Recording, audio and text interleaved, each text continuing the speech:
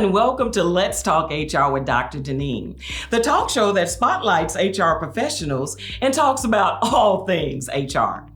Today, we will continue our series on Let's Talk HR with Dr. Deneen called Careers That Rock. Oftentimes, HR professionals are instrumental in helping people find sustainable careers and finding their niche in the world of work. The series highlights amazing professionals and provides insight to those who may be interested in pursuing the career that rocks for them. I am so delighted to introduce the seventh guest of the Careers That Rock series. He is none other than John Daniel, retired executive HR leader, First Horizons Bank, and a living legend in the HR community and a future author. Thank you so much for coming to the show, John. Oh, thank you. I'm humbled by the introduction. Thank you. Well, that's what it is. That's who he is. He is a living legend in the HR community, and so glad to talk about your amazing career as an HR executive and to find out and highlight how a person would become a HR executive if they're interested in doing so. So let's dive right in. So you've been in the field for almost 30 years and maybe over that. So I remember so vividly as a young HR professional seeing you at SHRM events, HR events, and being so inspired by you to become an HR professional and to be even more dedicated to the profession. So tell us about your career journey as an HR professional. Yeah, well, in my generation, that middle baby boomers, there weren't a lot of people that started out saying, I'm going to be an HR executive. Right. I came from a large, poor working class family. I have 8 brothers and sisters, and my father was a police officer. So I went to a large, overcrowded Auburn high school. And to make a long story short, I kind of got lost in the system. So I applied for government grants. My mom and dad had not graduated from college and had no idea how to apply for college. So I got a government grant to attend community college. And the benefit of that was that some professors saw me and said, you should not be here. You should be at the university. Yeah. So they helped me get into the University of Pittsburgh, where I studied political science. But here's where the career starts. I needed a job. So I literally got a job as a messenger on the loading dock of Mellon Bank in Pittsburgh, which is a legendary bank.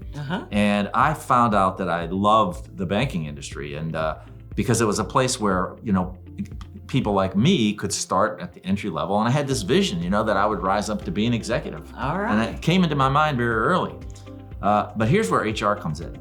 I was kind of a shy, introverted guy early in my career, and one of my bosses sent me to the Dale Carnegie course in Effective Speaking and Human Relations. Oh, yes. And I flourished in the class. I just loved it. It really kind of opened me up. And I got very good at public speaking and training.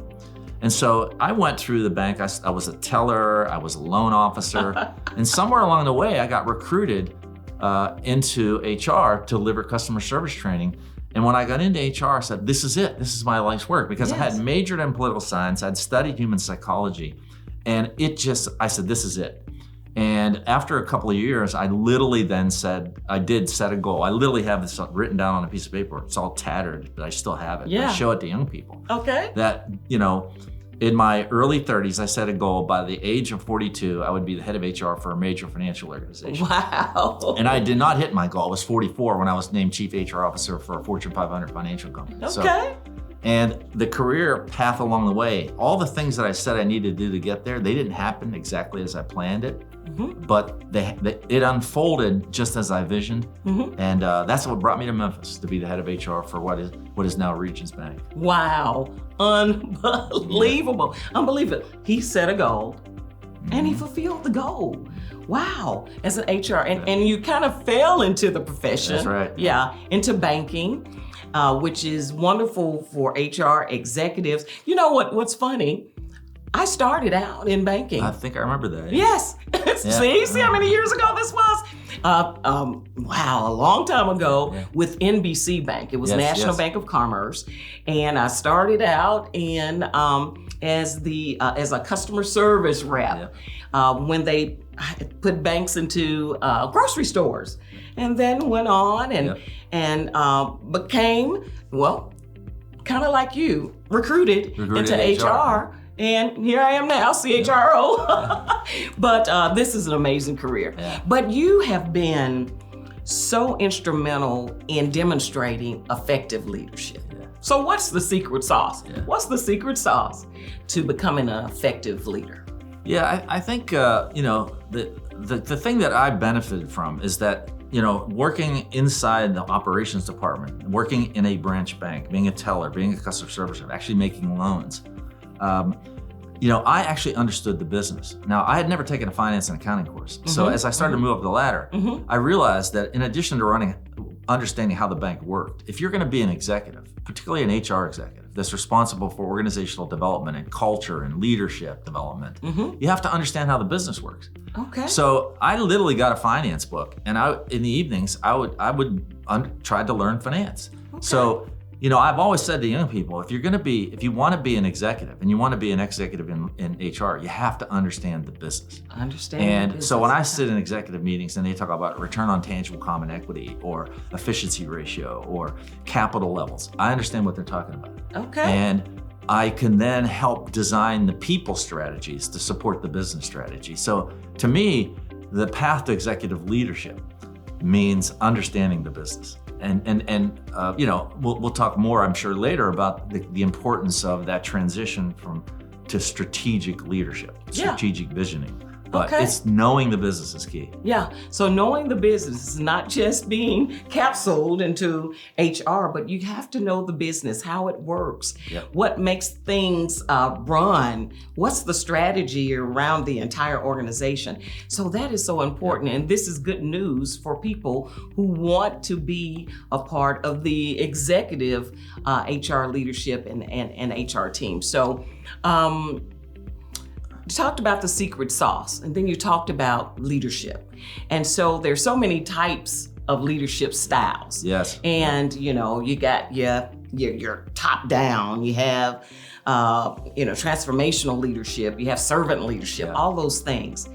You have been so successful in that. Do you have one particular style of leadership, or tell us more about that? I was influenced by Daniel Goleman's work, and I think it's captured in Primal Leadership, and he talks about the 6 primary leadership styles that show up in research. You got the commanding style, and you've got the delegating style, the visionary style, the democratic style, the coaching style. And I'm really a visionary leader. My brain is wired, big picture, vision. I can see things at a big picture and break them down and understand them, and that served me well as I moved to become. I was a better executive than I was an actual HR professional because. So I have a visionary leadership style, but I incorporate the democratic and coaching styles occasionally. Okay. And as you move up the ladder, when you're early leader, you have a little bit of responsibility for visioning. You're mostly you mostly have to do, or you still have tasks to do. But as you move up the curve to leadership, visionary leadership becomes the primary leadership style. Yes. And that's me. That's how my brain works. And I had to learn how to be a coach. I had to learn, and I'm very comfortable with participative leadership styles. Okay. I have to be cautious. I've seen a lot of pace setter. One of the destructive leadership styles are the commanding style and the pace setting style. Yes. And I'm very labeling those and knowing how they show up is really important, so you avoid them. Yes. It really is important. So I think that model, Goleman's model, is really the most helpful. Okay, that's wonderful. Did you hear that? Did you hear what happens? The visionary, casting vision, seeing things before they happen, right? It's so important, and that's why you're a great leader, because you saw those things in the particular industry, in the particular knowing the business. You saw those things that would be advantageous to the HR world before it even happened. So it makes a big difference. So you talked a little bit about strategy. You talked about developing people. So one of the goals in leadership is to develop other leaders, right? So how do you transition first line, mid-level leaders into executive leaders? Yeah, that's a great question, and it's one that I struggled with in my own transition, but also spent a lot of time researching what have academics, what have the consultants learned about the people that are successful in making that transition to executive leadership. So I understand the research on it. You know, what happens is, if you're a middle manager, you have responsibility primarily for execution, right? Yes, yes. And coaching people and developing people, but it's mostly about execution. When you move to a executive level, it becomes symbolic leadership becomes more important. Yes. And understanding, like creating a vision, creating values for the organization, connecting with people, and enlisting them in your vision for the future. And that requires a different skill set. All right. What I think is important, what I learned is when you get to the top, a lot of people think, hey, I'm on the C-suite now, they're paying me a lot of money, so I need to make all the decisions, I need to have all the knowledge, I need to be the smartest person in the room, and that's exactly wrong. Edgar Schein, the great academic who studies about culture and leadership, wrote this wonderful book called Humble Leadership. Yes. And he talks about the great skill of a senior executive is knowing the questions to ask and really delegating power and responsibility to people around you. Okay. Because people together, collectively as a group, are smarter than you will ever be. Right. And I gave up the notion that because I was at the top, I had to be the smartest guy in the room, I had to be the guy that asked the most questions. Right. And the benefit of that kind of style of leadership is that you develop people because you empower them and you let them make mistakes. Yes. Because early on in my career, I think I struggled with what, Chris Argyris talks about this great article in Harvard Business Review many years ago, Why Smart People Fail to Learn. And he studied these young people that graduated from top business schools. They'd never failed anything in their life. They'd always been good at school. And they get in the workforce and they start having their first failures. And they project them back to themselves as, I'm a failure. When in fact, failure is the way you learn.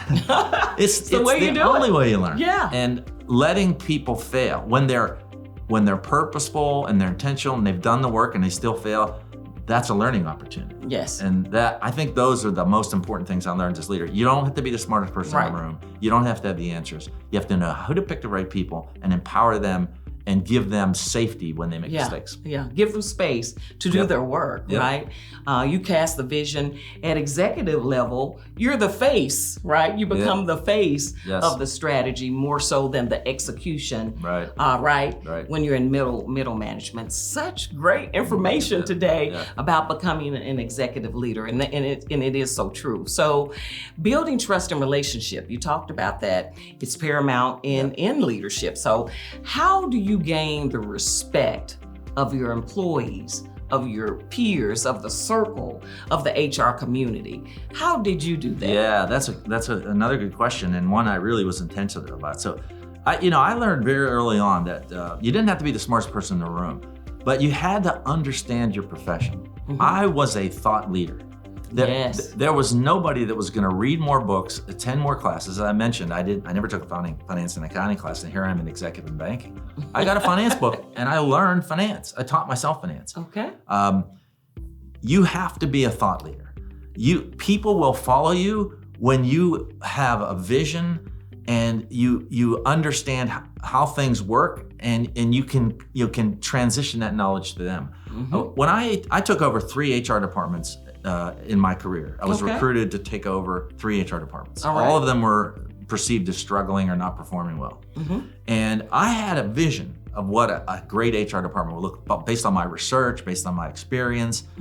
But I didn't go in and say, here's my vision. I went in and I talked to everybody in the company. I talked to the HR team. I laid out the framework of what I thought it looked like. And then I said to them, and we always did this in 3-day offsites.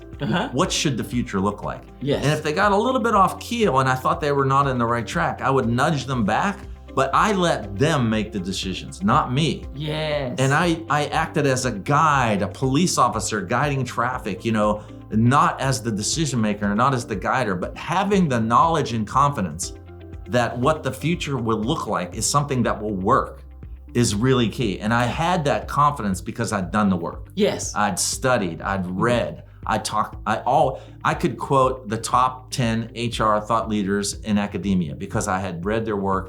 I know what, I had confidence that while I didn't have all the answers, I had a vision that would work if we all agreed on it. Right, so that's allowing people and employees to have a part in their own success, to participate in their own success. Yes. And that's the vision of leadership. Yep.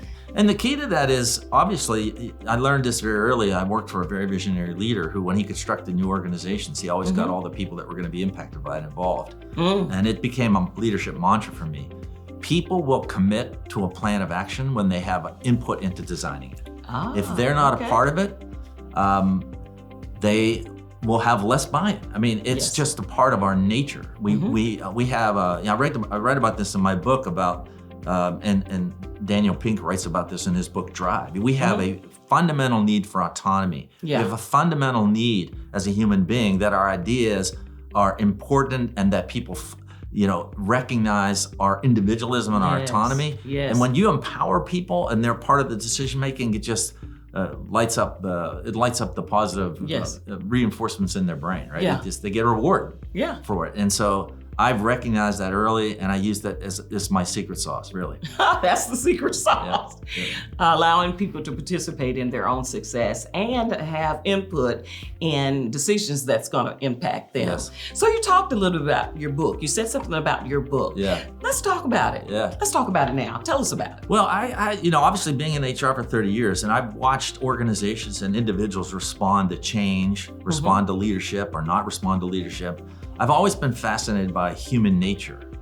And I read a book early on by Daniel Pinker at Harvard. It's called The Blank Slate, which basically says when we're born, we're not born with a blank slate. We're born with a bunch of stuff already wired into us. And so I was fascinated, what is that stuff? What are those inclinations, those propensities of human nature? So I started reading evolutionary psychology and evolutionary biology and understand that our brains were shaped over 2 million years of evolution. And that natural selection shaped our brains to respond to certain situations in certain ways. And so I write a whole book about that. And it's very interesting because it trails to all the challenges that HR executives face. Like, what does it take to motivate people? And why do people why do people resist change? Why is culture so important? And how do you shape culture? Like, how do you, Richard Dawkins, the famous evolutionary biology, came up with this notion of memes. Memes are basically ideas that perpetuate over time and are shared among people. How do you use memes to shape culture? Let me give you an example of a meme. A meme in a modern world is diversity, equity, and inclusion. That's a meme. That means stuff. And as an executive, you have to figure out what are the memes that people will respond to, and then create meaning around that so that they can translate, okay, what does that mean? That means I'm going to treat people fairly. I'm going to have a diverse organization. People are going to feel included. They're going to feel like they're part of something bigger than just coming to work and earning a paycheck. And people respond to that. That's a meme. It's a meme. And so, so I write in the book about all of those things, like how do you lead people? I think the subtitle is Influencing Brains Shaped on the Savannah. It's really fascinating stuff. I have fun writing it because I learned a lot while I was actually doing the research. Wow, so it's an all-in-one book for HR. It's gonna be a how-to book for HR. You're talking about developing people, you're talking about culture, you're talking about strategy, all in one. We gotta get this book. When is it set to launch? Hopefully I'll have it next year. I'm close to getting it through the editing process, and then I have no target date because I'm retired and I'm starting a business, and so but I'm close to finishing the actual writing part, now moving into editing, so I'm looking forward to have it done next year. Listen, when you retire, you can move at your own pace, right? you can absolutely I didn't want to be a slave to a due date on the book, so I had fun doing it. Right. So let's talk about preparing to become an HR leader or become HR executive. So if someone is interested in becoming an executive in executive leadership, how should they prepare? And you talked a little bit about continuous learning, lifelong learning, formal education, training. How would a person get into that? Yeah, that's a good question. Now, you and I came from the time when there weren't a lot of colleges did not have HR management career paths. I mean, there were several labor relations. Cornell had a great labor relations program. So people that were going to go into working for large union companies, but there weren't really HR management. There are a bunch now. And so young professionals can get into a career by taking an HR path, an HR organizational development or whatever. I think the key though is to get that entry level position in HR, and then figure out what you're really good at. Yes. Angela Duckworth in her book Grit does a fascinating job of talking about the power of passion and persist in passion, and she kind of dispels the notion that a lot of graduation speakers tell people the most important thing in your life is to find your passion. Right? Yeah. Well, it's kind of not that simple. I mean, you have to figure out what you're good at and get in the ball game. Find out what you're good at. Yeah. She says that the path to the future is to nurture your passion. So that's what I did in HR. Yes. I got into HR and I said, I like this. And so I studied a lot about it. I learned about it. I dug into it. And so I say to young HR professionals, get into HR, figure out what you like about it. Are you more of a analytical kind of person that would like the comp and benefits, that would like the or like data, or are you more of a people person that would like the training and employee relations part? So that's kind of basic. Once you figure that out, dig into it and find out what you're really good at. The one thing I always say to young HR professionals that I did early is understand labor law. Like I got a book on labor law. You got to understand what FLSA means and ADA and EEOC and affirmative action, like all these concepts. Whether you're in recruiting or employee relation, whatever, you're governed by a set of principles, roles, and laws that you got to understand at a very early level. Yes. And you will get credibility from your leaders when you can walk in a room and you could advise people on, well, you can't do that or you can't do this because here's what the law says. And here's what the law says. I got the attention. When I was 27, 28 years old, I had senior executives call me for advice because I'd done the work. Yes. I knew what I was talking about. Right. You can't be, you can't BS your way to an executive career. That's right. You have to do the work. You got to do the work. Yeah. You can't get by skating, right? Yep. You have to do the work. Real quickly here. So you've been a successful HR leader, but I know there were some challenges along the way. Yeah. Tell me about some of the challenges that you faced in your leadership journey. That's another good question. In my TED Talk, I talk about the fact that a lot of us envision our career as kind of you start at the bottom and you kind of work your way up to an executive, and it's kind of this clear path upwards. And it's really a line that goes like this. You have a lot of setbacks. And I had setbacks. I got into a job, I got put into a job early in my career that it wasn't a good fit for. And it was more on the analytical, deep, kind of deep thinking side. And I'm more of a conceptual, relationship-oriented guy. And I didn't do well. Now, I stuck with it and I ended up becoming competent. Yes. But it was not going to be my life's work. Yes. But, going through that period of where I didn't feel good about the work I was doing, I didn't feel successful. So I think one thing is recognizing, give an example. In that plan I set for myself to be an HR executive in my early 30s, and I achieved it. Well, I realized that I had to be the head in compensation and benefits, and that's just not what I love doing. I mean,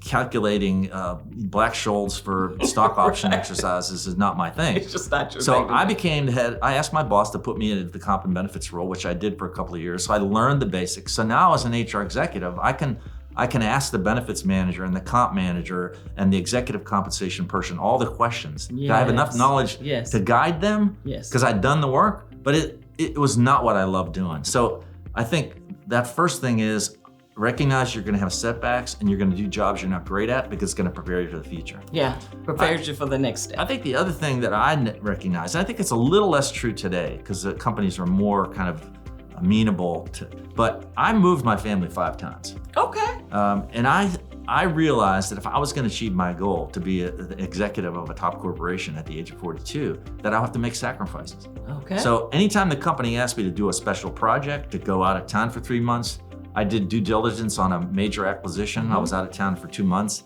I moved my family 5 times when they were young. Luckily, we moved to Memphis when they were in their high school years. So and I didn't move them. I could have moved them, but I didn't do it to them because I'd moved them. I think my kids would tell you that they're more adaptable and flexible because of that. Okay. All right. So it turned out not to be too much of a negative, but I sum it up this way.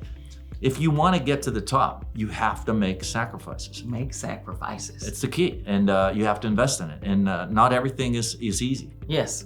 But the rewards are amazing. Wow. Making sacrifices for your career, for things that you want, is paramount. Last question for you. I know you have a new venture. Yes. Tell us about it. I know it's a new venture. We've been hearing a little buzz around it. Yep. Tell us a little bit more about it. Well, one of the things I studied later in my career was, what is the secret to happiness and a fulfilling life, right? So I studied people like Arthur Brooks at Harvard, who I had the pleasure of taking a class with last year when I did my fellowship there. And I realized that, a meaningful life is one that involves lots of relationships. It involves having purpose and meaning, right? Yes.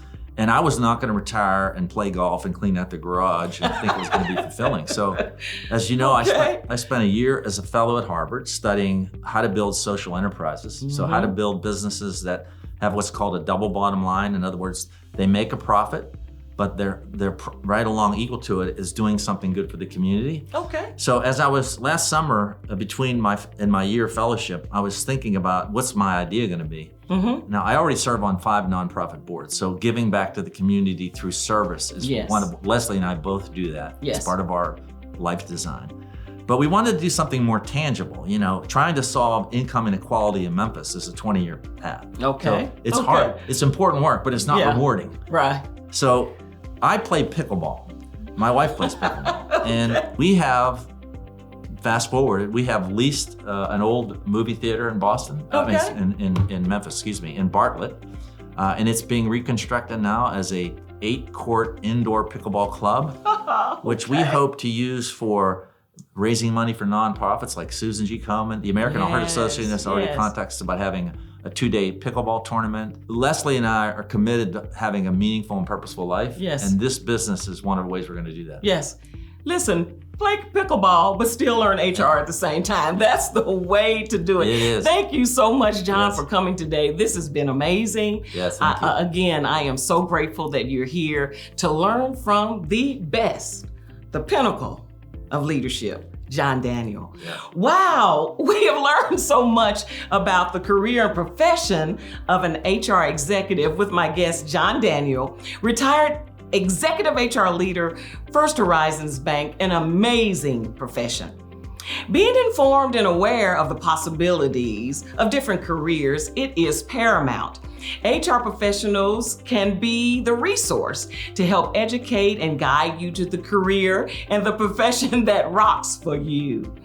Be sure to watch a new episode of Let's Talk HR with Dr. Deneen, the first of every month on the YouTube channel of the same name, and on Comcast, Xfinity, Channel 17, and Channel 1091, Monday nights from 8 p.m. to 8:30 p.m. Please note you can watch Let's Talk HR with Dr. Deneen prior episodes at any time. You just go to YouTube and type in the talk show title. Be sure to subscribe, no fee, and click on the notification bell. This is HR TV. I'm Dr. Deneen, and I want to talk HR with you. HR forever. See you next time.